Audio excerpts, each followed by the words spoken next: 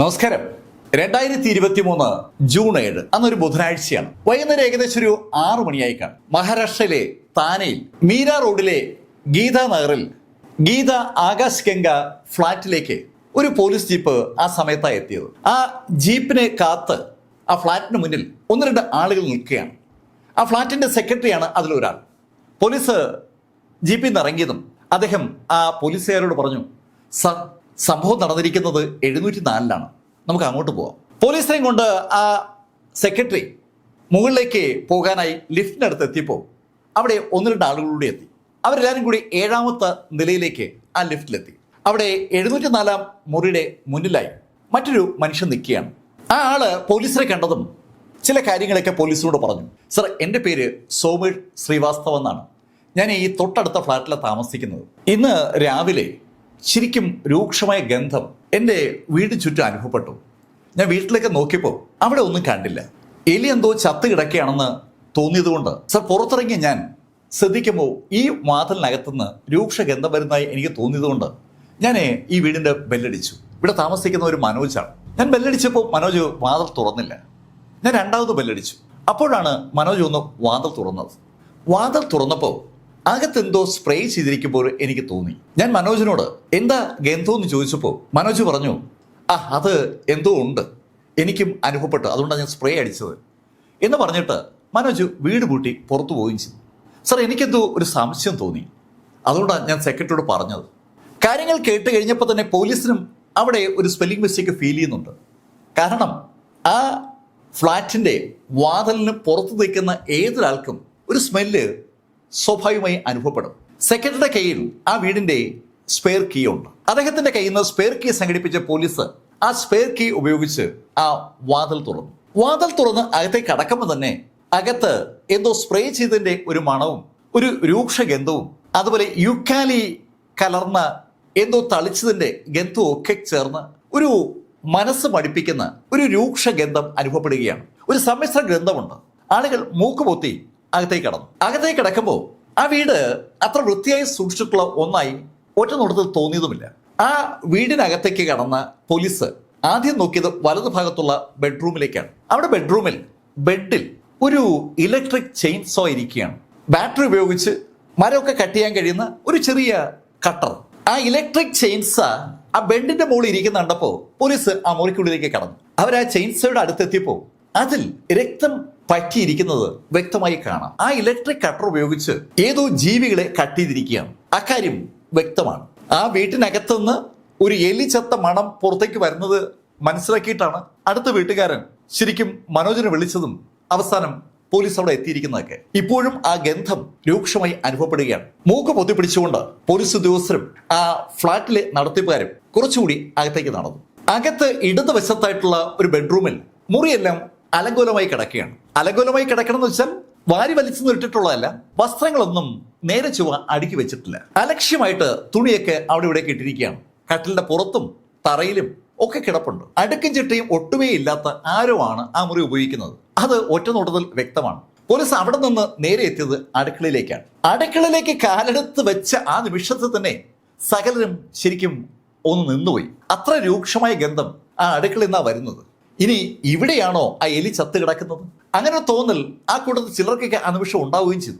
പക്ഷെ പോലീസ് ഇത്തരം വിഷയങ്ങൾ കൈകാര്യം ചെയ്ത് നല്ല പഴക്കമുള്ളവരാണ്. അവര് അകത്തേക്ക് കടന്നുടൻ അവരുടെ ശ്രദ്ധ ആ ഗന്ധത്തിന്റെ കാരണത്തിലേക്ക് എത്തി. അവിടെ 2 ബക്കറ്റ് നിറയെ മാംസ കഷ്ണങ്ങൾ ഇരിക്കുകയാണ്. അതിൽ ഒരു ബക്കറ്റിൽ കൃത്യമായും നല്ല പീസായി അരിഞ്ഞ ഇറച്ചിയാണ് ഇരിക്കുന്നത്. മറ്റൊരു ബക്കറ്റിൽ അരിഞ്ഞ പീസുകൾക്കൊപ്പം ഒരു കാലുമുണ്ട്. ആ കാല് അരിഞ്ഞ് പൂർത്തീകരിച്ചിട്ടില്ല. അതിന്റെ അടുത്തായി ഗ്യാസ് സ്റ്റൗ ഉണ്ട്. ഗ്യാസ് സ്റ്റൗവിൽ ഒരു പാൻ ഇരിക്കുകയാണ്. ആ പാനിൽ മൊരിച്ച ഇറച്ചി കഷ്ണങ്ങളുണ്ട്. ആ സ്റ്റൗവിന്റെ തൊട്ടടുത്തായി ഒരു കുക്കർ ഇരിപ്പുണ്ട്. പോലീസ് ആ കുക്കർ തുറന്നു. ആ കുക്കറിനകത്ത് മാംസം വേവിച്ചതിന്റെ പാടുകൾ കാണാനുണ്ട്. മാംസ കഷ്ണത്തിന്റെ അവശിഷ്ടങ്ങളൊക്കെ ആ കുക്കറിനകത്ത് പറ്റിയിരിപ്പുണ്ട്. ആ കുക്കറിന്റെ അടുത്ത് തന്നെ 2 സ്പൂണും ഉണ്ട്. സംശയം തോന്നിയ പോലീസ് ഉടൻ ആ ബക്കറ്റിലുള്ള ഇറച്ചി കഷ്ണത്തിലേക്ക് ഒന്നുകൂടെ നോക്കി. അതെ, ആ കുക്കറിൽ വേവിച്ച ഇറച്ചി കഷ്ണങ്ങളാണ് ശരിക്കും ആ ബക്കറ്റിനകത്തുള്ളത്. കുക്കറിൽ വേവിച്ചതിന് ശേഷം ആ ബക്കറ്റിലേക്ക് ഇടും. ബക്കറ്റിൽ നിന്ന് ഇറച്ചി എടുത്ത് കഴുകി നന്നായി ആ ഫ്രൈങ് പാനിൽ വെച്ച് ഫ്രൈ ചെയ്തെടുക്കുകയാണ്. സംഭവം നല്ല രസമുള്ളൊരു കലാപരിപാടിയാണ്. ആ കാര്യത്തിൽ പോലീസിന് വരെ സംശയമൊന്നുമില്ല. പക്ഷെ അവരന്വേഷിച്ച് വന്നത് ഈ നാറ്റത്തിന്റെ കാരണമാണല്ലോ. ആ ഫ്രൈങ് പാനിലെ ഇറച്ചിയോ ബക്കറ്റിലിരിക്കുന്ന ഇറച്ചി കഷ്ണങ്ങളോ ആ ഗന്ധം പുറത്തേക്ക് കൊണ്ടുവരുന്നുമില്ല. പിന്നെ ഈ നാറ്റം എവിടെന്നാ വരുന്നത്? ആ ഒരു സംശയം തോന്നിയതും പോലീസ് ചുറ്റും നോക്കിയപ്പോ അവിടെ ഒരു മിക്സി ഇരിക്കുന്നുണ്ട്. മിക്സിയുടെ ജാറ് തുറന്നു നോക്കിയ പോലീസിന് അതിനകത്തും ചില കാഴ്ചകൾ കാണാൻ പറ്റി. ആ മിക്സിക്കകത്തും ഇറച്ചിയുടെ ഗന്ധമുണ്ട്. എല്ലുകളും ഇറച്ചിയും കൂടി അതിനകത്തിട്ട് പൊടിച്ചോ എന്നൊരു സംശയം ഒറ്റ നോട്ടത്തിൽ പോലീസിനുണ്ട്. പക്ഷെ അപ്പോഴും ആ നാറ്റത്തിന്റെ കാരണം മനസ്സിലായിട്ടില്ല. പോലീസ് അവിടെയുള്ള ആ 2 ബക്കറ്റുകളിൽ രണ്ടാമത്തെ ബക്കറ്റിലേക്ക് കൂടുതൽ ശ്രദ്ധിക്കുന്നത് അപ്പോഴാണ്. അതിനകത്ത് നേരത്തെ തന്നെ അവരൊരു കാല് കണ്ടിരുന്നു. ആ കാല് ശ്രദ്ധിച്ചപ്പോൾ ഗന്ധം വരുന്നത് ആ കാലിൽ നിന്നാണെന്ന് അപ്പോഴാണ് മനസ്സിലായത്. ശരിക്കും ആ കാല് അഴുകി തുടങ്ങിയിരിക്കുകയാണ്. അഴുകി തുടങ്ങിയ ആ കാലിനെ ആ ബക്കറ്റിലെ ഇറച്ചിക്കൊപ്പം വെച്ചിരിക്കുന്നത് ഒരിക്കലും ന്യായീകരിക്കാൻ കഴിയുന്ന കാര്യമല്ല. അഴുകി തുടങ്ങിക്കഴിഞ്ഞാൽ ആരായാലും ആ ഭക്ഷണപദാർത്ഥം ദൂരെ കൊണ്ട് കളയും. അവിടെ താമസിക്കുന്ന മനോജും അയാളുടെ അനന്തരവളും ആ കാര്യം എന്തുകൊണ്ട് ചെയ്തില്ല? അങ്ങനെ ഒരു ചോദ്യം സ്വാഭാവികമായിട്ടും ആ നിമിഷത്തിൽ ആ അസോസിയേഷൻ സെക്രട്ടറിയുടെയും കൂടെയുള്ള ആളുകളുടെയും മനസ്സിലേക്ക് വരികയാണ്. അവരത് പരസ്പരം അങ്ങോട്ടും ഇങ്ങോട്ട് പറയുന്നുണ്ട്. ഈ മനോജും സരസ്വതിയും ഇതെന്തിനാ ഈ അഴുകിയ ഇറച്ചി കഷ്ണം ആ ബക്കറ്റിലിട്ട് വെച്ചിരിക്കുന്നത്? അങ്ങനെ ചോദ്യം സ്വാഭാവികമായും പോലീസിന്റെ പുറകെ നിൽക്കുന്ന ആ ഫ്ളാറ്റുമായി ബന്ധപ്പെട്ട ആളുകൾക്കൊക്കെ ഉണ്ട്. പക്ഷെ അവരുടെ മുന്നിൽ നിൽക്കുന്ന പോലീസിന് ആ ഇറച്ചി കഷ്ണത്തിൽ ഒരു വല്ലാത്ത അസ്വാഭാവികത ഫീൽ ചെയ്യുന്നുണ്ട്. ഇത്രയേറെ ഇറച്ചി സാധാരണഗതിയിൽ ഒരു വീട്ടിലും അരിഞ്ഞ് കഴുകി വൃത്തിയാക്കി കുക്കറിലിട്ട് വേവിച്ച് ഫ്രൈ ചെയ്ത് വെക്കാനുള്ള ഒരു സാധ്യതയുമില്ല. അങ്ങനെ ഒരു സംശയം തോന്നിയതും മേലധികാരികളെയും ഫോറൻസിക് ടീമിനെയും വിവരമറിയിച്ച പോലീസ് ആ ഫ്ളാറ്റിൽ നിന്ന് പുറത്തേക്ക് ഇറങ്ങി. ആ ഹാളിലേക്കാണ് എല്ലാവരും എത്തിയത്. അകത്ത് അന്വേഷിക്കാൻ വേണ്ട പലതും ഉണ്ടെന്നുള്ള ഒരു ധാരണയിലേക്ക് പോലീസ് കടന്നിരിക്കുകയാണ്. പോലീസ് ആ അസോസിയേഷൻ സെക്രട്ടറിയോട് ചോദിച്ചു, അല്ല ഇവിടെ താമസിക്കുന്ന മനോജ് എങ്ങോട്ട് പോയെന്നാ പറഞ്ഞേ?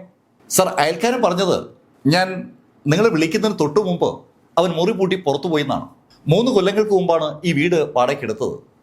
അവനൊരു 56 വയസ്സ് പ്രായമാണ് ഉള്ളത്. അവനൊപ്പം ഉള്ളത് അവൻ്റെ അനന്തരവളാണ്. അവളുടെ പേര് സരസ്വതി വൈദ്യ എന്നാണ്. അവർ രണ്ടുപേരും അധികം പുറത്തൊന്നും വരാറില്ല. മിക്കവാറും ഈ വീട്ടിൽ തന്നെയാണ് തങ്ങുക. പുറത്തു പോകുന്ന അവർ ഒന്നിച്ചാണ്. അങ്ങനെ ആ അസോസിയേഷൻ സെക്രട്ടറി പറഞ്ഞതും പോലീസ് ഉദ്യോഗസ്ഥൻ അയാളോട് ചോദിച്ചു, മനോജിനൊപ്പം ആ സ്ത്രീയും കൂടി പുറത്തു പോയായിരുന്നു. അങ്ങനെ പോലീസ് ചോദിച്ചപ്പോഴാണ് ആ അയൽ വീട്ടുകാരൻ ആ കാര്യത്തെക്കുറിച്ച് ആലോചിക്കുന്നത്. സർ, അത് ഞാൻ ശ്രദ്ധിച്ചില്ല കേട്ടോ. മനോജ് മാത്രം പുറത്തു പോകുന്നതാണ് ഞാൻ കണ്ടത്. സരസ്വതി ഞാൻ കണ്ടില്ല. സരസ്വതി സാധാരണ അങ്ങനെ വീടിന് പുറത്തിറങ്ങുന്ന ആളല്ല. അതുകൊണ്ടാണ് ഞാനത് ശ്രദ്ധിക്കാതിരുന്നത്. സരസ്വതി പുറത്തിറങ്ങുന്ന സമയത്തൊക്കെ കൂടെ മനോജും കാണും. മനോജ് ഒറ്റയ്ക്കല്ലാതെ പുറത്ത് പോകാറുണ്ട്. ആ സമയത്ത് എനിക്ക് അതിൽ വലിയ അപാകതയൊന്നും തോന്നിയില്ല. അങ്ങനെ അയാൾ പറയുമ്പോൾ എല്ലാവരുടെയും ആലോചന ആ വിഷയത്തിലേക്കാണ്. മനോജ് മാത്രമാണ് പുറത്തേക്ക് പോയതെങ്കിൽ സരസ്വതി എവിടെ പോയി? സരസ്വതിയും മനോജും കൂടി ഒന്നിച്ചേ പുറത്തു പോകാറുള്ളൂ എന്നുള്ളത് അവർക്കെല്ലാവർക്കും അറിയാവുന്ന കാര്യവുമാണ്. അവരങ്ങനെ സംസാരിച്ചുകൊണ്ടിരിക്കുമ്പോഴേക്കും മേലധികാരികളും ഫോറൻസിക് വിഭാഗവും സ്ഥലത്തെത്തി. ഫോറൻസിക് വിഭാഗം അവരുടെ നടപടികളിലേക്ക് കടന്നു. ആ ഫ്ളാറ്റിനകത്തേക്ക് കയറിയ ഫോറൻസിക് വിഭാഗം ആ വീട് ഒന്ന് അരിച്ചു പറക്കി ഏതാനും മിനിറ്റ് കഴിഞ്ഞതും ഒരു കാര്യം മേലധികാരികൾക്ക് റിപ്പോർട്ട് ചെയ്തു. സർ, അത് ഒരു മനുഷ്യ ശരീരമാണ് അരിച്ചു മുറുക്കി അവിടെ ബക്കറ്റിൽ വെച്ചിരുന്നത് കേട്ടതും അസോസിയേഷൻ സെക്രട്ടറി ഉൾപ്പെടെ സകലരും ഞെട്ടിത്തരിച്ചു പോവുകയാണ്. അവർക്ക് വിശ്വസിക്കാനാവാത്ത ഒരു കാഴ്ചയാണ് അവർ ഇത്രയും നേരെ കണ്ടുകൊണ്ടുന്നത്. അവരൊക്കെ വളരെ ലൈവായിട്ട് ആ ബക്കറ്റ് കണ്ടതാണ്. ആ ബക്കറ്റിലിരിക്കുന്ന മാംസകഷ്ണങ്ങൾ കണ്ടതാണ്. പൊരിച്ച മാംസകഷ്ണങ്ങൾ അവിടെ ആ ഫ്രൈങ് പാനിൽ ഇരിക്കുന്നത് കണ്ടതാണ്. അവർക്ക് വിശ്വസിക്കാൻ പറ്റുന്നില്ല ആ ഫോറൻസിക്കാർ പറയുന്ന കാര്യം. പെട്ടെന്ന് അസോസിയേഷൻ സെക്രട്ടറി ചോദിച്ചു, സർ, നിങ്ങൾ എന്തായി പറയുന്നത്? അതങ്ങനെ മനുഷ്യ ശരീരമാകും? ആ ഫോറൻസിക്കാരൻ അസോസിയേഷൻ സെക്രട്ടറി ഒന്ന് നോക്കിയിട്ട് മേലധികാരിയോട് പറഞ്ഞു, സർ, അത് ഒരു സ്ത്രീയുടെ ബോഡി ആകാൻ സർവ്വസാധ്യതയുമുണ്ട്. ആ അഴുകിയ കാല് ഒരു സ്ത്രീയുടേതാണ്. ഒറ്റ നോട്ടത്തിൽ തന്നെ ആ ഫോറൻസിക്കാരന് ആ കാര്യം ബോധ്യമായി. അതുകൊണ്ടാണ് അയാൾ അങ്ങനെ തീർത്ത് പറഞ്ഞത്. കാര്യങ്ങൾ കേട്ട് കഴിഞ്ഞതും ആ കഥയുടെ എല്ലാ പശ്ചാത്തലവും ഒന്ന് മാറുകയാണ്. ഒരു സ്ത്രീയെ കഷ്ണം കഷ്ണമായി മുറിച്ച് കുക്കറിൽ വെച്ച് വേവിച്ച് അതിനുശേഷം ഫ്രൈ ചെയ്തിരിക്കുകയാണ്. ആ കഥ വിശ്വസിക്കാനാവാതെ ഫ്ളാറ്റിലെ താമസക്കാരൊക്കെ അമ്പരം നിൽക്കുകയാണ്. ഇതിനിടയിലാണ് അവിടെ വിശദമായ പരിശോധന ആരംഭിച്ച ഫോറൻസിക് വിഭാഗം അവിടുന്ന് 3-4 കുപ്പി കണ്ടെടുക്കുന്നത്. നീലഗിരി എണ്ണയുടെ കുപ്പികളാണ് കണ്ടെടുത്തിരിക്കുന്നത്. ആ കുപ്പിയിലെ എണ്ണ ഉപയോഗിച്ചാണ് ശരിക്കും ആ ഇറച്ചി ഫ്രൈ ചെയ്തിരിക്കുന്നത്. നീലഗിരി എണ്ണയിൽ ഫ്രൈ ചെയ്താൽ നല്ല ടേസ്റ്റാണ് എന്നൊരു ചൊല്ല് തന്നെ ഉണ്ട്. എന്തായാലും ആ ഫ്രൈ ചെയ്തിരിക്കുന്ന വ്യക്തിക്ക് ആ കാര്യം നല്ല ധാരണയുണ്ട്. പോലീസും ഫോറൻസിക് വിഭാഗവും ആ ബിൽഡിംഗ് മുഴുവൻ പരിശോധിക്കുമ്പോൾ അവർക്ക് ആ കട്ടിലിന് മുകളിൽ ഇരിക്കുന്ന ഇലക്ട്രിക് ചെയിൻ കട്ടർ ഒരു സൂക്ഷ്മ പരിശോധനയ്ക്ക് വിധേയമാക്കേണ്ടി വന്നു. അതിനകത്ത് രക്തം പറ്റിപ്പിടിച്ചിരിപ്പുണ്ട്. ആ രക്തമൊക്കെ ഫോറൻസിക് വിഭാഗം കളക്ട് ചെയ്ത് തുടങ്ങി. അതുപോലെ തന്നെ അവിടെയുള്ള മിക്സി, അതിൻ്റെ കൂട്ടത്തിൽ ഒരു ടൈൽ കട്ടറും പോലീസിന് കിട്ടി. ടൈൽ കട്ടർ, അതുപോലെ ആ ഇലക്ട്രിക് കട്ടർ, പിന്നീട് മിക്സി, കുക്കർ, സ്റ്റൗ, പിന്നെ ബക്കറ്റ്, ഇത്രയും കാര്യങ്ങൾ ഉപയോഗിച്ചിട്ടാണ് ഒരു ബോഡി മുറുക്കിയിരിക്കുന്നത്. ഇതിൻ്റെ കൂട്ടത്തിൽ പോലീസിന് പിന്നീട് കിട്ടിയത് നീല നിറത്തിലുള്ള ഒരു പ്ലാസ്റ്റിക് സഞ്ചിയും അതിനൊപ്പം 4 കത്തികളുമാണ്. ആ കത്തികൾ ഉപയോഗിച്ചിട്ടാണ് ആ മാംസം കഷ്ണം കഷ്ണമായി മുറിച്ചിരിക്കുന്നത്. ശരിക്കും ഒരു കശാപ്പുകാരൻ്റെ കൈവിരുത് ആ മാംസകഷ്ണം മുറിച്ച വ്യക്തിക്കുണ്ട്. അതാരാണ് ഇനി ചെയ്തതെന്നുള്ള ചോദ്യത്തിലേക്കാണ് പോലീസിന്റെ അന്വേഷണം നടക്കേണ്ടത്. അവിടുത്തെ താമസക്കാർ 2 പേരാണ്. ഒന്ന് മനോജ് സാനെ, മറ്റൊന്ന് സരസ്വതി വൈദ്യ. ഇവർ 2 പേരും കൂടി ചേർന്ന് ഒരു സ്ത്രീയെ കൊലപ്പെടുത്തിയിരിക്കുകയാവും. ആ ഒരു ചിന്തയാണ് സ്വാഭാവികമായിട്ട് ആ നിമിഷത്തിൽ പോലീസിനുള്ളത്. പോലീസ് അവരെ കണ്ടെത്താനായി വിശദമായ അന്വേഷണം ആരംഭിച്ചു. പക്ഷെ അവർക്ക് അധികം മെനക്കെടാതെ തന്നെ മനോജ് സാനയെ പിടികൂടാൻ പറ്റി. അവൻ ശരിക്കും ടൗണിൽ തന്നെ ഉണ്ടായിരുന്നു. ടൗണിൽ നിന്ന് പോലീസ് അവനെ പൊക്കുകയായിരുന്നു. ഈ സമയത്ത് പോലീസ് ലോക്കൽ കടകളിലൊക്കെ ഒരു പരിശോധന നടത്തി. ആ പരിശോധന നടത്താൻ പോലീസിനെ സഹായിച്ചത് ഈ വീട്ടിൽ നിന്ന് കണ്ടെടുത്ത ചില ബില്ലുകളാണ്. ആ ഇലക്ട്രിക് ചെയിൻസ വാങ്ങിച്ചതിൻ്റെയും അതുപോലെ ടൈൽ കട്ടർ വാങ്ങിച്ചതിൻ്റെയും ബില്ലുകൾ ആ വീട്ടിനകത്ത് തന്നെ ഉണ്ടായിരുന്നു. ആ ബില്ലുകളുടെ അഡ്രസ്സ് കണ്ടെത്തിയ പോലീസ് അന്വേഷിച്ച് ആ കടകളിലെത്തി അവരോട് കാര്യങ്ങൾ തിരക്കിയപ്പോൾ ആ ഇലക്ട്രിക് ചെയിൻസ വിറ്റ ആള് പോലീസിനോട് ചില കാര്യങ്ങളൊക്കെ പറഞ്ഞു. കാർത്തിക എന്റർപ്രൈസസ് എന്ന ആ സ്ഥാപനത്തിൽ ഏകദേശം 4 ദിവസങ്ങൾക്ക് മുമ്പാണ് മനോജ് സാനെ എന്ന വ്യക്തി വന്ന് ആ ഇലക്ട്രിക് സോ വാങ്ങിക്കുന്നത്. അയാള് വാങ്ങിച്ചുകൊണ്ട് പോയി 2 ദിവസം കഴിഞ്ഞപ്പോൾ ആ സാധനവുമായി വീണ്ടും ആ കടയിൽ വന്നിരുന്നു. അത് നന്നായി പ്രവർത്തിക്കുന്നില്ല എന്ന് പറയാൻ വേണ്ടിയാണ് അയാൾ അത് കൊണ്ടുവന്നത്. ആ കടക്കാർ തന്നെ അത് ശരിയാക്കി കൊടുക്കുകയും ചെയ്തു. അങ്ങനെ കടക്കാർ പറഞ്ഞതും പോലീസ് അവരോട് ചോദിച്ചു, അല്ല ആ സാധനത്തിൽ എന്തെങ്കിലും കുഴപ്പം കണ്ടായിരുന്നോ? രക്തത്തിൻ്റെ എന്തെങ്കിലും പാടുകൾ വല്ലോ? ഇല്ല സാർ, അങ്ങനെ ഒന്നും ഉണ്ടായിരുന്നില്ല. ആ വിവരം കളക്ട് ചെയ്ത പോലീസ് അവിടെ നിന്ന് നേരെ എത്തിയത് ആ ടൈൽ കട്ടർ വിറ്റ കടയിലേക്കാണ്. അവർ ആ ടൈൽ കട്ടർ വിറ്റിരിക്കുന്നതും ഏകദേശം 4 ദിവസങ്ങൾക്ക് മുമ്പാണ്. മനോജ് സാനെ തന്നെയാണ് ആ ടൈൽ കട്ടർ വാങ്ങിച്ചിരിക്കുന്നത്. ഈ വിവരങ്ങളുമായി പോലീസ് ഫ്ളാറ്റിലെത്തുമ്പോഴേക്കും പോലീസ് സംഘം മനോജ് സാനെ പിടികൂടി അയാളെയും ആ ഫ്ളാറ്റിലേക്ക് കൊണ്ടുവന്നു. അയാളുടെ ഫ്ളാറ്റിനകത്ത് ഒരു സ്ത്രീയുടെ ശരീരം കഷ്ണങ്ങളായി മുറിക്കപ്പെട്ട രീതിയിൽ കണ്ടുകിട്ടി എന്നുള്ള വാർത്ത ഇപ്പോൾ ആ ഗീതാനഗറിൽ മുഴുവൻ അറിഞ്ഞിട്ടുണ്ട്. ഗീതാനഗറിൽ അനവധി ഫ്ളാറ്റുകളുണ്ട്. ഒരു ഫ്ളാറ്റ് സമുച്ചയം തന്നെ അവിടെ ഉണ്ടെന്ന് പറയാം. എല്ലാ ഫ്ളാറ്റുകളിൽ നിന്നുമായി ആളുകൾ ഈ ആകാശ് ഗംഗ എന്ന ഫ്ളാറ്റിന് മുന്നിൽ തടിച്ചുകൂടിയിരിക്കുകയാണ്. വേറെയും പോലീസ് ജീപ്പുകൾ വന്നിട്ടുണ്ട്. ഹയർ ഒഫീഷ്യൽസ് ഒത്തിരി എത്തിയിരിക്കുകയാണ്. ഒരു സ്ത്രീയെ കഷ്ണം കഷ്ണമായി അരിഞ്ഞു നുറുക്കി ആ കഷ്ണങ്ങൾ ഒരു കുക്കറിലിട്ട് വേവിക്കുക, പിന്നീട് ഫ്രൈ ചെയ്യുക എന്നൊക്കെ ഉള്ളത് കേട്ടുകേൾവിയില്ലാത്ത കാര്യമാണ്.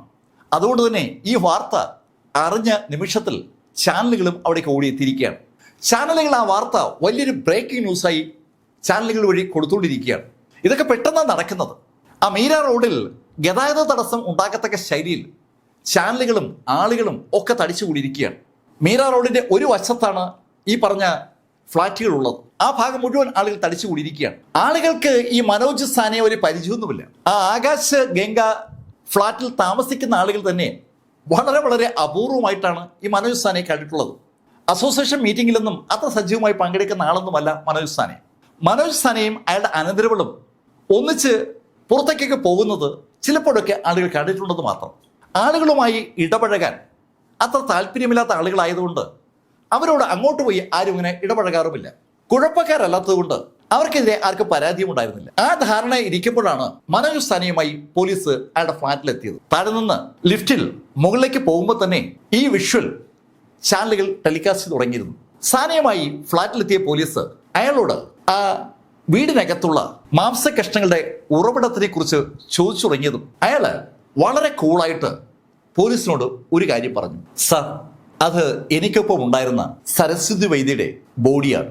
ശരിക്കും സരസ്വതി വൈദ്യയുടെ ബോഡിയാണ് അയാൾ അരിഞ്ഞ് കഷ്ണങ്ങളാക്കി നുറുക്കി ഫ്രൈ ചെയ്തെന്നൊക്കെ കേട്ടപ്പോൾ ആ ഫ്ളാറ്റിലെ സംഘാടകരും അയാൾ ഫ്ളാറ്റുകാരൊക്കെ ഞെട്ടിത്തരിച്ചു പോവുകയാണ്. അവർ വല്ലപ്പോഴും ഒരിക്കലാണെങ്കിലും ആ സ്ത്രീയെ കണ്ടിട്ടുള്ളതാണ്. ആ സ്ത്രീയെ ഇയാളെന്തിന് കഷ്ണങ്ങളാക്കി മുറിക്കണം? ആ ചോദ്യത്തിന് ഉത്തരം പെട്ടെന്ന് തന്നെ മനോജ് പോലീസിനോട് പറഞ്ഞു, സർ 4-ാം തീയതി രാവിലെ ഞാൻ എണീറ്റപ്പോൾ സരസ്വതിയുടെ റൂമിൽ ഞാൻ ചെന്നായിരുന്നു. ഞാൻ അവിടെ ചെന്നപ്പോൾ അവൾ മരിച്ചു കിടക്കുന്നതാണ് കണ്ടത്. സമീപത്തായി ഒരു വിഷക്കുപ്പി ഉണ്ടായിരുന്നു. അവൾ വിഷം കഴിച്ച് ആത്മഹത്യ ചെയ്തു എന്ന് കണ്ടപ്പോൾ ശരിക്കും ഞാനങ്ങ് ഞെട്ടിപ്പോയി. അടുത്ത ഏതാനും നിമിഷ നേരത്തേക്ക് എനിക്ക് എന്ത് ചെയ്യണമെന്നുള്ള ഒരു ധാരണയില്ലായിരുന്നു. ഏകദേശം രാവിലെ 10 മണിയോട് കൂടിയാണ് എനിക്ക് സ്വബോധം വന്നത്. അപ്പോൾ ബോഡി എങ്ങനെയും മറവ് ചെയ്തതിനെക്കുറിച്ച് ഞാൻ ആലോചിച്ചു. അങ്ങനെയാണ് സാർ ബോഡി കട്ട് ചെയ്ത് ഉപേക്ഷിക്കാമെന്ന് ഞാൻ തീരുമാനിച്ചത്. അങ്ങനെ മനോജ് പറഞ്ഞതും പോലീസ് അവനോട് ചോദിച്ചു, അല്ല ഈ സരസ്വതി എന്തിനാ ആത്മഹത്യ ചെയ്തത്? സാർ അതെനിക്കറിയത്തില്ല. ഏയ് മനോജ്, നീ ആ പറയുന്നത് നമുക്കങ്ങോട്ട് വിശ്വസിക്കാൻ പറ്റില്ല. വെറുതെ ആരെങ്കിലും ആത്മഹത്യ ചെയ്യും, അതിനെന്തെങ്കിലും കാരണം വേണ്ടേ? സാർ അങ്ങനെ ചോദിച്ചാൽ ഞാനിപ്പോൾ എന്താ പറയുക? എന്തായാലും മനോജിനെ വിശദമായ ഒരു ചോദ്യം ചെയ്യലിന് വിധേയമാക്കേണ്ടി വരുമെന്ന് അവന്റെ മറുപടിയിൽ കേട്ടപ്പോഴേ അവിടെയുള്ള ഉന്നത ഉദ്യോഗസ്ഥർക്ക് തോന്നി. ഫോറൻസിക് വിഭാഗത്തിന്റെ അന്വേഷണങ്ങൾ അവസാനിച്ച സമയത്ത് ഇൻക്വസ്റ്റ് നടപടികൾ ആരംഭിച്ചു. ഇൻക്വസ്റ്റ് നടപടികൾക്ക് ശേഷം ബോഡി പോസ്റ്റ്മോർട്ടത്തിന് വേണ്ടി ഹോസ്പിറ്റലിലേക്ക് ഷിഫ്റ്റ് ചെയ്തു. മനോജുമായി പോലീസ് സംഘം കൺട്രോൾമെന്റ് റൂമിലേക്ക് നീങ്ങി. അവരുടെ കൈവശമുള്ള ഏക പ്രതി മനോജ് സാനിയാണ്. ഈ സമയത്ത് സകല ചാനലുകളിലും റിപ്പോർട്ടേഴ്സ് ഈ വിവരം റിപ്പോർട്ട് ചെയ്തുകൊണ്ടിരിക്കുകയാണ്. മുംബൈയിൽ കേട്ടുകേൾവി ഇല്ലാത്ത ഒരു കാര്യമാണ് സംഭവിച്ചിരിക്കുന്നത്. വീട്ടിൽ കൂടെ ഉണ്ടായിരുന്ന ഒരു സ്ത്രീയെ 56 വയസ്സുള്ള മനോജ് സാനെ കഷ്ണങ്ങളായി മുറിച്ച് വേവിച്ച് ഫ്രൈ ചെയ്തിരിക്കുന്നു എന്നുള്ള കാര്യത്തിന് ഒരു വല്ലാത്ത വാർത്താ പ്രാധാന്യം ഉണ്ടായിരുന്നു. ആളുകൾ അയാൾ ഇത് എന്തിനാ ചെയ്തത് എന്നുള്ള ചോദ്യം ചോദിക്കുമ്പോൾ ആത്മഹത്യ ചെയ്ത ആ സരസ്വതിയെ ആരും കാണാതെ ഒളിപ്പിക്കാൻ വേണ്ടി അയാൾ ബോഡി കട്ട് ചെയ്തതാണെന്നാണ് പ്രതി പറയുന്നു എന്നുള്ള ശൈലിയിലേക്ക് വാർത്തകൾ വരികയാണ്. തെളിവ് നശിപ്പിക്കുക എന്നുള്ളത് മാത്രമാണ് അയാൾ ആകെ ചെയ്ത കാര്യം.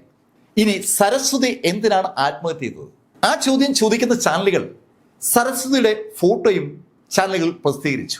ചാനലുകളിൽ സരസ്വതിയുടെ ഫോട്ടോ കണ്ടതും പോലീസിലേക്ക് ചില അന്വേഷണങ്ങൾ എത്തി. സരസ്വതിയുടെ സഹോദരിമാരാണ് പോലീസിനെ കോൺടാക്ട് ചെയ്തത്. ആ സ്ത്രീകൾ പോലീസ് സ്റ്റേഷനിലേക്ക് വരുമ്പോഴേക്കും പിറ്റേ ദിവസം നേരം പുലർന്നിരുന്നു. രാവിലെ 10 മണിയോടുകൂടി തന്നെ 3 സ്ത്രീകൾ പോലീസിലെത്തി. ആ 3 പേരുടെയും സഹോദരിയാണ് മരണപ്പെട്ട സരസ്വതി. അവർ സ്റ്റേഷനിലെത്തി സരസ്വതിയെക്കുറിച്ച് ചില കാര്യങ്ങൾ പോലീസിനോട് പറഞ്ഞതും അതുവരെ പോലീസ് ധരിച്ച കാര്യങ്ങൾക്ക് ഒരുപാട് മാറ്റമുണ്ടാവുകയാണ്. സരസ്വതിയും ആ 3 സഹോദരിമാരും അച്ഛൻ ഉപേക്ഷിക്കപ്പെട്ട ഒരു സ്ത്രീയുടെ 4 പെൺമക്കളാണ്. ആ പെൺകുട്ടികളെ വളർത്താൻ അമ്മ ശരിക്കും ബുദ്ധിമുട്ടിക്കൊണ്ടിരിക്കുന്ന സമയത്താണ് അസുഖം വന്ന് അമ്മ മരിക്കുന്നത്. ആ പെൺകുട്ടികൾക്ക് ആകെ ആശ്രയമായ അമ്മ മരിച്ചപ്പോൾ സമീപത്തുള്ള സന്നദ്ധ സംഘടനകളാണ് ആ പെൺകുട്ടികളെ ഒരു അനാഥാലയത്തിൽ എത്തിക്കുന്നത്. ജാനകിബായി ബാലിക ആശ്രമത്തിൽ സന്നദ്ധ സംഘടനക്കാർ ആ കുട്ടികളെ കൊണ്ടാക്കിയായിരുന്നു. ആ കുട്ടികളുടെ ബാല്യകാലം ഏതാണ്ട് പൂർണ്ണമായും ആ ജാനകിബായി ബാലിക ആശ്രമത്തിലായിരുന്നു. 18 വയസ്സുവരെ ആ 4 പേരും അവിടെ തന്നെ ഉണ്ടായിരുന്നു. 18 വയസ്സുവരെ മാത്രമേ ആ ബാലിക ആശ്രമത്തിൽ കുട്ടികൾക്ക് താമസിക്കാൻ പറ്റൂ. 18 വയസ്സ് കഴിഞ്ഞാൽ അവർ ഏതെങ്കിലും ഹോസ്റ്റലിലേക്ക് മാറുകയോ സ്വന്തമായി താമസ സ്ഥലം കണ്ടുപിടിക്കുകയോ ജോലിക്ക് പോവുകയൊക്കെ ചെയ്യണം. അതാണ് ആ ആശ്രമത്തിന്റെ നിയമം. 18 വയസ്സാകുന്ന ക്രമത്തിൽ ഓരോ സഹോദരിമാരായി പുറത്ത് പോയി തുടങ്ങിയാണ്. 18 വയസ്സായപ്പോൾ സഹോദരിമാരെ പോലെ സരസ്വതിക്കും ഒരു ജോലി കണ്ടുപിടിക്കേണ്ടി വന്നു. അവള് സഹോദരിമാരെ പോലെ വിദ്യാഭ്യാസമൊന്നും നേടിയ ആളല്ല. അവൾ 10ാം ക്ലാസ് പൂർത്തീകരിച്ചിട്ടില്ല. എന്നാലും അവളൊരു ജോലി സമ്പാദിച്ചു. അതൊരു റേഷൻ കടയിലാണ്. റേഷൻ കടയിൽ റേഷൻ സാധനങ്ങൾ എടുത്തു കൊടുക്കുന്ന പണിയാണ് അവൾക്കുണ്ടായിരുന്നത്. അവളങ്ങനെ ആ റേഷൻ കടയുമായി ബന്ധപ്പെട്ട് അവളുടെ ജീവിതം മുന്നോട്ട് കൊണ്ടുപോകുമ്പോഴേക്കും അവൾക്ക് 20 വയസ്സായി. ആ സമയത്താണ് മനോജ് താനെ സരസ്വതിയെ കാണുന്നത്. സരസ്വതിയെ കണ്ട മനോജ് താനയ്ക്ക് സരസ്വതിയുടെ ആ അവസ്ഥയിൽ ഒരു വിഷമം തോന്നി. ആ വിഷമം സാവധാനം ഒരു അടുപ്പമായി മാറി. ആ അടുപ്പം വളർന്നു വന്നപ്പോൾ സരസ്വതിയെ അയാള് കൂടെ കൂട്ടുകയായിരുന്നു. വെറുതെ കൂടെ കൂട്ടിയതല്ല, വിവാഹം കഴിച്ച് ഭാര്യയായിട്ടാണ് കൂടെ കൂട്ടിയത്. സരസ്വതിയുടെ വിവാഹത്തിന് സരസ്വതിയുടെ സഹോദരിമാർ പങ്കെടുക്കുകയും ചെയ്തിരുന്നു. ശരിക്കും സരസ്വതിയുടെ ഭർത്താവായിരുന്നു മനോജ് താനെ എന്നുള്ള വിവരം ആ സഹോദരിമാർ ആ പോലീസുകാരോട് പറയുമ്പോൾ അവർക്കും വല്ലാത്തൊരു ഞെട്ടൽ. ഇതുവരെ അവർ കേട്ട കഥയിൽ സരസ്വതി മനോജിന്റെ അനന്തരവളായിരുന്നു. ഇപ്പം അവരറിയുന്നു സരസ്വതി അയാളുടെ ഭാര്യയാണെന്ന്. കൊല്ലപ്പെടുന്ന സമയത്ത് സരസ്വതിയുടെ പ്രായം 32ആണ്. മനോജിന്റെ പ്രായം 56ആണ്. അതിനെക്കുറിച്ച് ആലോചിച്ച പോലീസ് സരസ്വതിയുടെ സഹോദരിമാരോട് ആ കാര്യം സൂചിപ്പിച്ചു. സരസ്വതി പക്ഷേ ഫ്ലാറ്റിലെ ആളുകളോടൊക്കെ അവളുടെ അമ്മാവനാണ് മനോജ് എന്നല്ലേ പറഞ്ഞത്. സാർ, അവർ തമ്മിലുള്ള ആ പ്രായ വ്യത്യാസം ചെറുതല്ലല്ലോ. 24 വയസ്സിന്റെ പ്രായ വ്യത്യാസമില്ലേ? ആളുകൾ അതും ഇതും പറയൂന്ന് കരുതിയിട്ട് അവൾ തന്നെ മനഃപൂർവ്വം അവൾക്കൊപ്പമുള്ളത് അവളുടെ അമ്മാവനാണെന്ന് പറഞ്ഞതാണ്. സരസ്വതിയുടെ സഹോദരിമാര് പറഞ്ഞ ആ കഥ സ്വാഭാവികമായിട്ടും നോട്ടീസ് ചെയ്യപ്പെട്ട ഒരു കഥയായി മാറി. ഈ വിവരം പിറ്റേ ദിവസം മനോജ് താനയെ തെളിവെടുപ്പിന് ആ ഫ്ളാറ്റിലേക്ക് കൊണ്ടുവരുമ്പോഴാണ് ഫ്ളാറ്റുകാരൊക്കെ അറിയുന്നത്. മനോജ് താനയെ തെളിവെടുപ്പിന് കൊണ്ടുവരുന്ന കാര്യം അറിഞ്ഞ് ജനം മുഴുവൻ അവിടെ തടിച്ചു കൂടിയിട്ടുണ്ട്. സകല ചാനലുകളുമുണ്ട്. അയാളുടെ തലയിൽ ഒരു കറുത്ത തുണിയൊക്കെ മൂടിയാണ് അയാളെ തെളിവെടുക്കാൻ കൊണ്ടുവരുന്നത്. ആ ബിൽഡിങ്ങിനകത്ത് നടന്ന കാര്യങ്ങളൊക്കെ പോലീസിന് അയാളിൽ നിന്നാണ് അറിയേണ്ടത്. എങ്ങനെയാണ് അയാൾ ആ ബോഡി കട്ട് ചെയ്തത്, അതാണ് ആദ്യം അയാൾ പോലീസിന് മുന്നിൽ കാണിച്ചു കൊടുത്തത്. കിടക്കയിൽ മരിച്ചു കിടക്കുകയായിരുന്ന സരസ്വതിയെ അവിടെ നിന്ന് അയാൾ തൂക്കിയെടുത്ത് കൊണ്ടുപോയി കിടത്തിയത് ബാത്റൂമിലാണ്. ബാത്റൂമിലെ ഇലക്ട്രിക് പ്ലഗിൽ ആ ഇലക്ട്രിക് സോ ഘടിപ്പിച്ചതിന് ശേഷം അതുപയോഗിച്ച് കഷ്ണമായി അയാൾ എങ്ങനെയാണ് സരസ്വതി കട്ട് ചെയ്തതെന്ന് അയാൾ കൃത്യമായി പോലീസിനോട് പറഞ്ഞു. ആ ബോഡി കൃത്യമായി കട്ട് ചെയ്തപ്പോൾ എല്ലുകൾ അങ്ങോട്ട് കട്ടാവുന്നില്ല. അങ്ങനെ കട്ടാവുന്നില്ല എന്ന് കണ്ടപ്പോഴാണ് അയാൾ ഈ ടൈല് കട്ട് ചെയ്യുന്ന കട്ടർ വാങ്ങാനായി കടയിൽ പോകുന്നത്. ആ ടൈൽ കട്ടർ ഉപയോഗിച്ചാണ് അയാൾ ആ എല്ലുകൾ കട്ട് ചെയ്ത് നോക്കിയത്. ആ എല്ലുകൾ കട്ട് ചെയ്ത മനോജ് ആ എല്ലുകളെ ഒന്ന് പൊടിപ്പിക്കാൻ വേണ്ടി അതിനെ മിക്സിയിലിട്ട് ഒന്ന് അടിച്ചിരുന്നു. പക്ഷെ വിചാരിച്ചതുപോലെ ആ എല്ലുകൾ മിക്സിയിൽ വെച്ച് പൊടിഞ്ഞൊന്നുമില്ല. അത് അയാൾ വാരി ഒരു കവറിലേക്ക് മാറ്റിയായിരുന്നു. അതിനുശേഷം ആ മുറിച്ച വലിയ കഷ്ണങ്ങളിൽ നിന്ന് ചെറു കഷ്ണങ്ങളാക്കാനായി കത്തിയാണ് അയാൾ ഉപയോഗിച്ചത്. ശരിക്കും ഒരു എക്സ്പെർട്ട് കട്ടർ പോലെ അയാൾ അതെങ്ങനെയാണ് കട്ട് ചെയ്തതെന്ന് പോലീസിന് അയാൾ കാണിച്ചു കൊടുക്കുകയും ചെയ്തു. ചെറു കഷ്ണങ്ങളാക്കിയതിന് ശേഷം നന്നായി കഴുകി വൃത്തിയാക്കി കുക്കറിലേക്ക് കയറ്റി വേവിച്ചു. കുക്കറിൽ നിന്ന് വേവിച്ച സാധനങ്ങൾ അയാളൊരു സ്പൂണിന്റെ സഹായത്തോടുകൂടി ബക്കറ്റിലേക്ക് മാറ്റിയിടുകയായിരുന്നു. ആ ബക്കറ്റിലേക്ക് വന്ന ആ സാധനങ്ങൾ കുറേശ്ശെ എടുത്ത് അയാൾ ആ ഫ്രൈങ് പാനിൽ നീലഗിരി എണ്ണ ഉപയോഗിച്ച് പൊരിച്ചു. പൊരിച്ച ആ ഇറച്ചി കഷ്ണങ്ങൾ അയാൾ ഒരു കവറിലേക്ക് മാറ്റി. നേരത്തെ മിക്സിയിലിട്ട് അടിച്ച ആ എല്ലിൻ പൊടിയും എല്ലിൻ കഷ്ണങ്ങളൊക്കെ ആ ഇറച്ചിക്കൊപ്പം ഒന്ന് കലർത്തി. അതിനുശേഷം അയാൾ ആ കവറുകളുമായി അവിടെ നിന്ന് നേരെ പുറത്തേക്ക് പോയി. ആ കവറുകൾ പട്ടികൾ ഒരുപാടുള്ള സ്ഥലങ്ങളിൽ കൊണ്ടുപോയി അയാൾ പതുക്കെ അങ്ങ് എറിഞ്ഞു. നല്ല പൊരിച്ച ഇറച്ചി കഷ്ണങ്ങൾ കഴിക്കാൻ ഏത് പട്ടിക്കാ ആഗ്രഹമില്ലാത്തത്? സ്വാഭാവികമായിട്ടും ആ പട്ടികൾ ഓടിയെത്തി ആ ഇറച്ചി കഷ്ണങ്ങളൊക്കെ മുഴുവൻ തിന്നു തീർക്കുകയും ചെയ്തു. അങ്ങനെ മുഴുവൻ ഇറച്ചിയും കുറേശ്ശെ ആ പട്ടികൾക്ക് കൊടുത്ത് തീർക്കാമെന്ന് മനോജ് കരുതിക്കൊണ്ടിരിക്കുമ്പോഴാണ് തൊട്ട് അയൽപക്കത്തെ ആ അയൽക്കാരൻ ഈ പ്രശ്നം കുളമാക്കിയത്. ശരിക്കും ഇയാൾ ഈ ഇറച്ചി കഷ്ണം കൊണ്ട് കളയുന്നത് പാർക്കിൽ പലരും കണ്ടിരുന്നു. ആളുകൾ പലരും വേസ്റ്റ് കൊണ്ട് വലിച്ചെറിയുന്നത് പലരും കാണാറുണ്ടല്ലോ. ആ കൂട്ടത്തിൽ ഫ്ലാറ്റ് താമസിക്കുന്ന ആളുകളൊക്കെ രാവിലെ നടക്കാൻ പോകുമ്പോൾ കയ്യിലൊരു കവർ കൈകരുതും. അങ്ങനെ നടന്നു പോകുമ്പോൾ ആളുകൾ ആരും ഇല്ലാത്ത ഏതെങ്കിലും ഭാഗത്ത് വരുമ്പോൾ വലിച്ചെറിയും. ഇത് സകല നാട്ടിലെയും ഒരു പതിവാണ്. മനോജ് സാനെ പക്ഷെ അത് ചെയ്തപ്പോൾ മനോജ് സാനെ പരിചയമുള്ള ആളുകൾക്ക് അതൊരു കൗതുകമായി തോന്നി. അയാൾ സാധാരണഗതിയിൽ നടക്കാൻ പോകുന്ന ആളല്ല. അത് ഒന്നാമത്തെ കാര്യം. രണ്ടാമത്തെ കാര്യം, അയാൾ അങ്ങനെ വേസ്റ്റ് ഒന്നും പുറത്തുകൊണ്ടുപോയി കളയുന്ന ആളുമല്ല. ആ കാര്യം കൊണ്ട് തുടർച്ചയായി 4 ദിവസം അയാൾ പട്ടിക്ക് വേസ്റ്റ് എറിഞ്ഞു കൊടുക്കുന്ന കണ്ടപ്പോൾ ചിലരൊക്കെ അയാളോട് ചോദിക്കുകയും ചെയ്തു, അല്ല മനോജ്, ഇതെന്തിനാ പട്ടികൾക്ക് ഈ സാധനങ്ങൾ കൊണ്ട് കൊടുക്കുന്നത്? എന്താ പട്ടികൾക്ക് ആഹാരം കൊടുത്തൂടെ? അങ്ങനെ ഒരു മറു ചോദ്യമാണ് അന്ന് മനോജ് ചോദിച്ചത്. ഇപ്പൊ പോലീസ് മനോജിനെ തലയിൽക്കൂടി ആ മുഖംമൂടിയൊക്കെ ഇട്ട് അവിടെ കൊണ്ടുവന്നപ്പോഴാണ് ഈ വിവരങ്ങൾ ആ ആളുകൾ പോലീസിനോട് പങ്കുവെക്കുന്നത്. പോലീസ് ഈ മനോജിനെ കൊണ്ടുവന്ന് തെളിവെടുത്തപ്പോൾ അതുവരെ പോലീസ് കാണാത്ത ഒരു കാര്യം അവർക്ക് അവിടെ നിന്ന് കിട്ടി. മനോജ് തന്നെയാണത് കണ്ടുപിടിച്ച് കൊടുത്തത്. അതൊരു പ്ലാസ്റ്റിക് കവറാണ്. ആ പ്ലാസ്റ്റിക് കവറിനകത്ത് മരിച്ചുപോയ സരസ്വതിയുടെ തലമുടി കെട്ടിവെച്ചിരിക്കുകയാണ്. അവളുടെ ബോഡി കഷ്ണങ്ങളായി മുറിച്ച സമയത്ത് അവളുടെ തലമുടി അവൻ അതിൽ നിന്ന് ഷേവ് ചെയ്തെടുത്തിരുന്നു. ആ മുടിയെല്ലാം കൂടി ഒരു പ്ലാസ്റ്റിക് കവറിലിട്ട് കെട്ടി ഒരു സ്ഥലത്ത് വെച്ചിരിക്കുകയായിരുന്നു. അവസാനം അത് കളയാമെന്നാണ് അവൻ കരുതിയത്. ആ മുടി സ്വാഭാവികമായിട്ടും DNA പരിശോധനയ്ക്ക് അയച്ചു. ആ DNA പരിശോധന റിസൾട്ട് വരുമ്പോൾ സരസ്വതിയാണ് കൊല്ലപ്പെട്ടതെന്ന് തെളിയിക്കാൻ എളുപ്പമാണല്ലോ. ഒരു ഭാഗത്ത് കാര്യങ്ങൾ അങ്ങനെ നടക്കുകയാണ്. മനോജിനെ കൊണ്ട് ആ നടന്ന കാര്യങ്ങൾ സകലതും ഒരിക്കൽ കൂടി റീക്രിയേറ്റ് ചെയ്ത് അതെല്ലാം വീഡിയോയിൽ പോലീസ് എടുക്കുകയും ചെയ്തു. പക്ഷെ ഇപ്പോഴും പോലീസിനെ അലട്ടുന്നത് ഒരു വലിയ പ്രശ്നമാണ്. ആ സരസ്വതിയുടെ ബോഡി പോസ്റ്റ്മോർട്ടത്തിന് വേണ്ടി കൊടുത്തിരിക്കുകയാണ്. പോസ്റ്റ്മോർട്ടം ചെയ്യുന്ന ഡോക്ടേഴ്സ് ആ ബോഡിയിൽ നിന്ന് സർവപ്രധാനമായ ഒരു കാര്യം കണ്ടുപിടിക്കണം. സരസ്വതി ആത്മഹത്യ ചെയ്തു എന്നാണ് മനോജ് പോലീസിനോട് പറഞ്ഞിരിക്കുന്നത്. അവള് ആത്മഹത്യ ചെയ്തു എന്ന് തെളിയിക്കാൻ കഴിയുന്ന എന്തെങ്കിലും കാര്യങ്ങൾ ആ ബോഡിയിൽ നിന്ന് കിട്ടണം. എങ്കിൽ മാത്രമേ മനോജ് പറഞ്ഞ കാര്യത്തിൽ എന്തെങ്കിലും വാസ്തവമുണ്ടോ എന്ന് പോലീസിന് മനസ്സിലാകത്തുള്ളൂ. പോസ്റ്റ്മോർട്ടം റിപ്പോർട്ട് വന്നപ്പോൾ പോലീസ് വീണ്ടും ഇരുട്ടി തപ്പി. ആ സരസ്വതിയുടെ ബോഡിക്കകത്ത് വിഷത്തിന്റെ അംശമൊന്നും കണ്ടെത്താൻ പോസ്റ്റ്മോർട്ടം ചെയ്ത ഡോക്ടേഴ്സിന് പറ്റിയില്ല. അവളുടെ കുടലിന്റെ ഭാഗവും അതുപോലെ ആന്തരിക അവയവങ്ങളൊക്കെ കുറച്ച് കിട്ടിയിട്ടുണ്ട്. കിട്ടിയ അവയവങ്ങൾ ഏതൊക്കെയാണെന്ന് തിരിച്ചറിയാൻ കഴിയാത്ത ശൈലിയിൽ ചെറു ചെറു കഷ്ണങ്ങളായാണ് മുറിച്ചിരിക്കുന്നത്. അതുമാത്രമല്ല, പോലീസ് ആ ബക്കറ്റിൽ നിന്ന് ആ ഇറച്ചി കഷ്ണങ്ങൾ എടുക്കുമ്പോൾ അതെല്ലാം വെന്ത് കഴിഞ്ഞ ഇറച്ചി കഷ്ണങ്ങളാണ്. കുക്കറിൽ വെച്ച് വേവിച്ചിട്ട് ആ ബക്കറ്റിലേക്ക് തട്ടിയിരിക്കുന്നതാണ്. ആ വേവിച്ച ഇറച്ചിയിൽ നിന്ന് പോലീസ് വിചാരിക്കുന്ന പോലുള്ള കാര്യങ്ങൾ കണ്ടെത്തുക എന്ന് പറഞ്ഞാൽ എളുപ്പമുള്ള കേസല്ല. പോസ്റ്റ്മോർട്ടം ചെയ്ത ഡോക്ടേഴ്സ് അക്കാര്യം അസന്നിഗ്ധമായി തന്നെ ആ റിപ്പോർട്ടിൽ രേഖപ്പെടുത്തുകയും ചെയ്തു. അവർക്ക് ആ വ്യക്തി എങ്ങനെ മരിച്ചു എന്ന് പറയാൻ പറ്റില്ല. മരിച്ചതിന് മുന്നെയാണോ അവളുടെ പുറത്ത് ആ കട്ടർ ഉപയോഗിച്ചിരിക്കുന്നത്, അത് മരിച്ചതിന് ശേഷമാണ് കട്ടർ ഉപയോഗിച്ചത്, അതുപോലും പറയാൻ പറ്റാത്ത സാഹചര്യമാണ്. പോസ്റ്റ്മോർട്ടം റിപ്പോർട്ട് വളരെ നെഗറ്റീവാണ്. പോലീസിന് ആ റിപ്പോർട്ട് ബേസ് ചെയ്ത് ഒന്നും മുന്നോട്ട് പോകാൻ പറ്റില്ല.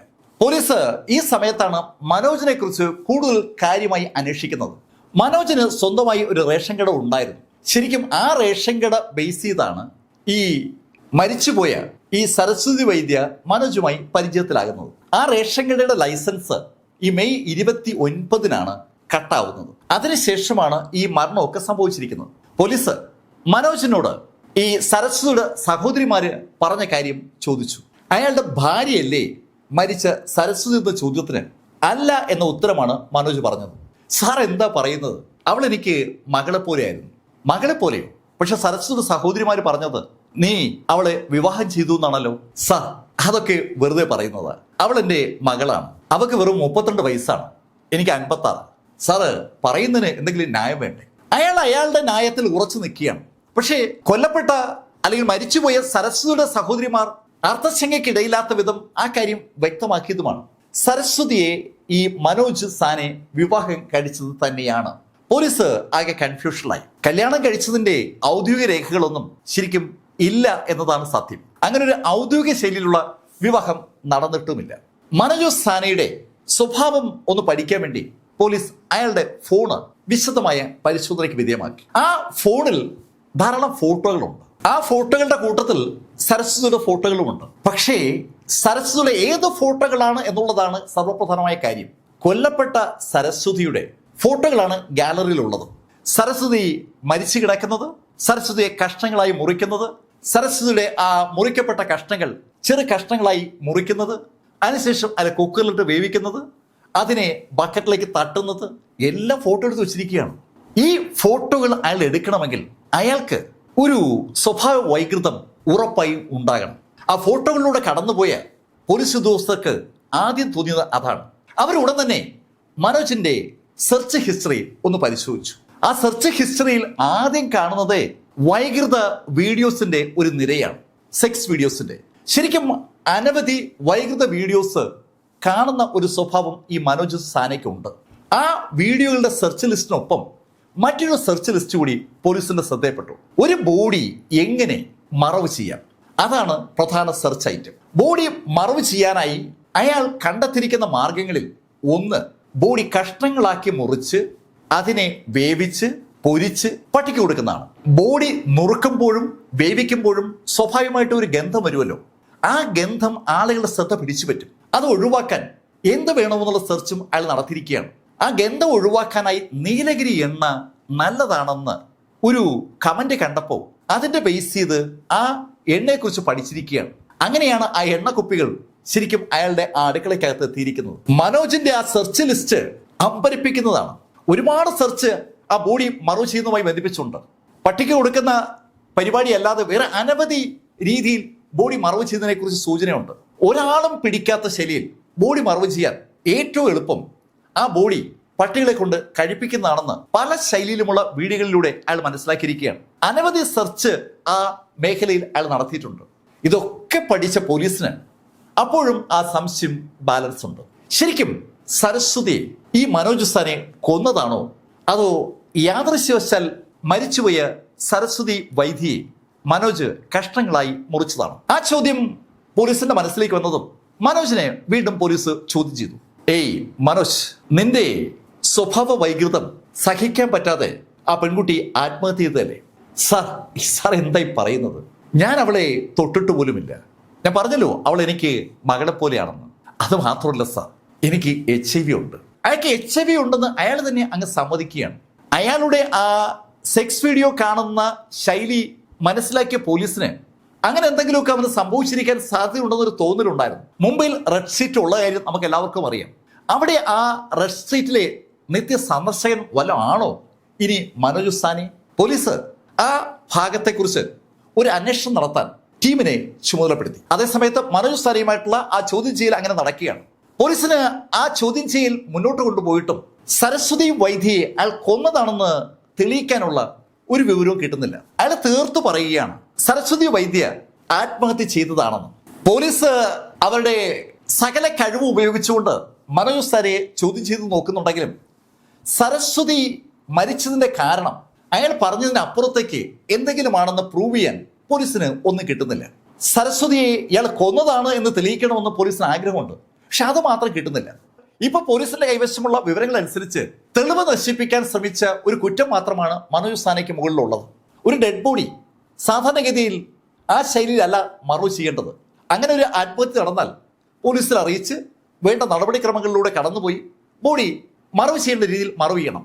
അങ്ങനെ ചെയ്യാതെ ആ ബോഡി നശിപ്പിച്ച് അതിനെ കഷ്ണങ്ങളാക്കി മുറിച്ച് പട്ടികൾക്ക് വാരി എറിഞ്ഞു കൊടുത്തത് ഒരു ക്രിമിനൽ കുറ്റമാണ്. തെളിവ് നശിപ്പിച്ച കുറ്റത്തിനുള്ള ശിക്ഷ സ്വാഭാവികമായും മനോജിന് കിട്ടുകയും ചെയ്യും. പക്ഷെ ആ തെളിവ് നശിപ്പിച്ച കുറ്റമല്ലാതെ ആ തെളിവിന് കാരണമായ ആ ഡെഡ് ബോഡി ഉണ്ടായ കാരണം, അതായത് ആ സ്ത്രീ മരിക്കാനുണ്ടായ കാരണം മനോജാണെന്ന് പ്രൂവ് ചെയ്യണം. അതാണ് പോലീസിന്റെ ആവശ്യം. പക്ഷെ അത് മാത്രം പറ്റുന്നില്ല. ജൂൺ 22 വരെ പോലീസ് പഠിച്ച പണി 18 നോക്കിയായിരുന്നു. മനോജ് സാനയെ കൊണ്ട് ഒരു കുറ്റസമ്മത മൊഴി വാങ്ങിക്കാനായി. സരസ്വതി വൈദ്യയെ അയാൾ കൊന്നുവെന്ന് തെളിയിക്കണം.